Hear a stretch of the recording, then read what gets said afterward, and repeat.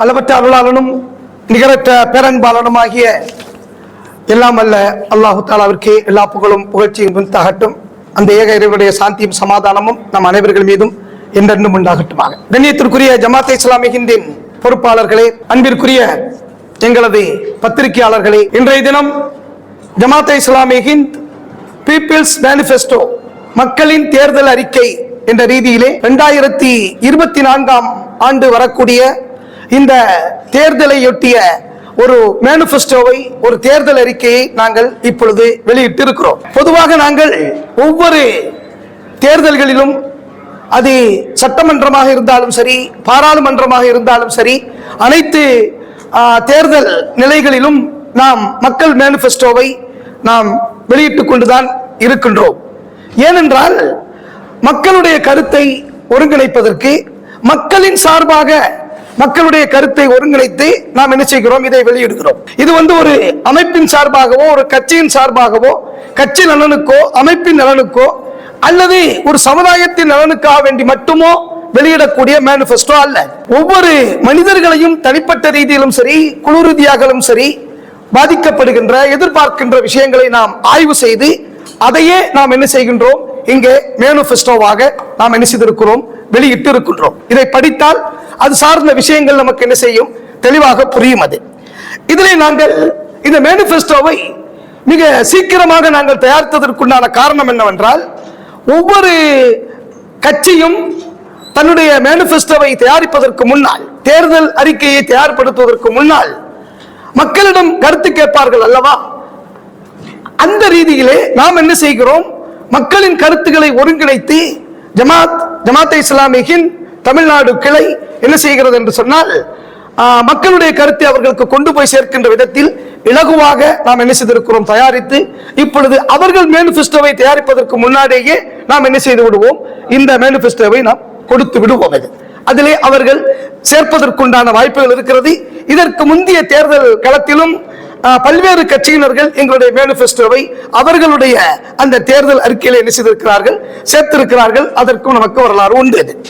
இந்த அடிப்படையிலே இந்த மக்கள் நலன் சார்ந்த இந்த தேர்தல் அறிக்கையிலே நாங்கள் சில தலைப்புகளை வைத்திருக்கிறோம். இதுதான் இந்த தேர்தல் அறிக்கையில மிக முக்கியமான ஒரு விஷயம். என்னன்னு சொல்லி சொன்னா, மக்கள் நலன் சார்ந்த எல்லா விஷயமும் இங்கே சேர்க்கப்பட்டிருக்கிறது. இரண்டாவது, நீதி மற்றும் பாதுகாப்பு அனைத்து தரப்பினர்களுக்கும் சமமான, சரியான, ஏற்றதாழ்வற்ற நிலையில் வழங்குவதற்குண்டான, அல்லது அந்த நீதி சார்ந்த விஷயங்களில் ஒவ்வொருவர்களும் தனிப்பட்ட ரீதியிலும் கட்சி சார்பிலும் அவர்கள் நடந்து கொள்ள வேண்டும் என்ற அடிப்படையான விஷயங்களை இங்கே நாம் பதிவு செய்திருக்கிறோம். தற்போது லேட்டஸ்டாக வேளாண் சம்பந்தப்பட்ட விவகாரங்கள் எப்படி நடந்து கொண்டிருக்கிறது என்பது தெரியும். அவர்களுடைய கோரிக்கைகள் எவ்வாறு நிராகரிக்கப்பட்டிருக்கிறது என்பது தெரியும். அவர்கள் சிரமங்களுக்கு மத்தியிலே எவ்வாறு போராட்டங்களை நடத்தி கொண்டிருக்கிறார்கள் என்பது தெரியும். அது ஆனால் நாங்கள் அந்த போராட்டத்தை அறிவிப்பதற்கு முன்னாலேயே வேளாண் சார்ந்த விஷயங்களில் மத்திய அரசு கவனம் செலுத்துகின்ற விஷயத்தையும் நாம் இங்கே என்ன செய்திருக்கிறோம், பதிவு செய்திருக்கிறோம். அதற்கு அப்புறம் ஊழல், நவீன ஊழல், அங்கீகரிக்கப்பட்ட ஊழல் போன்ற விவரங்கள் எல்லாம் இப்பொழுது நாம் பார்த்து கொண்டிருக்கிறோம். இப்பொழுது கூட உச்ச நீதிமன்றம் அந்த பாண்ட் விஷயத்திலே, எலக்ட்ரல் பாண்ட் விஷயத்திலே என்ன தீர்ப்பு வழங்கியிருக்கிறது என்றெல்லாம் உங்களுக்கு தெரியும். அதை கூட நேற்றைய தினம் தீர்ப்பு வருவதற்கு முன்னாடியே எங்களுடைய மேனிஃபெஸ்டோவில் அது சார்ந்த விஷயமும் என்ன செய்யப்பட்டிருக்கிறது, பதிவு செய்யப்பட்டிருக்கிறது. அடுத்து, சமூகத்தை பாதிக்கின்ற பல்வேறு விதமான விவகாரங்கள் இன்று அரசியல் தளத்திலே பேசப்படாமலேயே இருக்கிறது.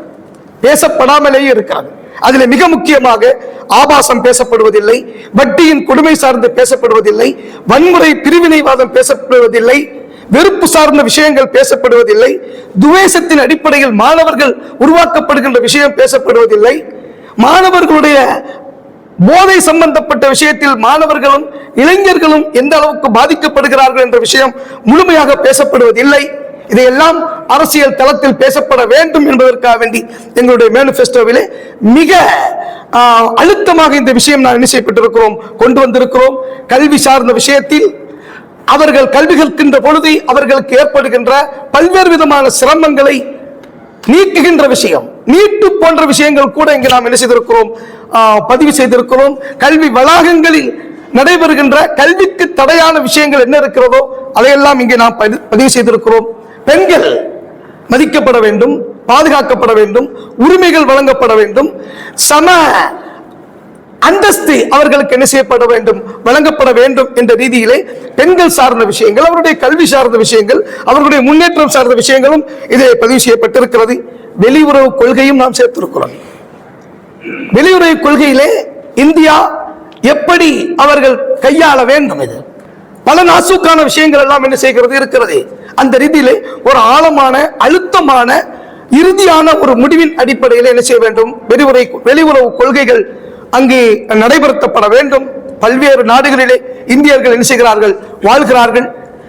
இரட்டை குடியுரிமை பெற்றும் வாழ்கிறக்கூடிய மக்களும் இருக்கிறார்கள். இது சார்ந்த விஷயங்களும் இங்கு பதிவு செய்யப்பட்டிருக்கிறது. இறுதியாக நாம் பொருளாதாரம் சார்ந்த விஷயங்களும் இங்கே சொல்லிக் கொண்டிருக்கிறோம். குறிப்பிட்ட நபர்களிடத்திலே மட்டும் பொருளாதாரம் குவிந்து கிடக்கிறது. குறிப்பிட்ட சமூகத்திடத்திலே மட்டும் வேலை வாய்ப்புகள் குவிந்து கிடக்கிறது.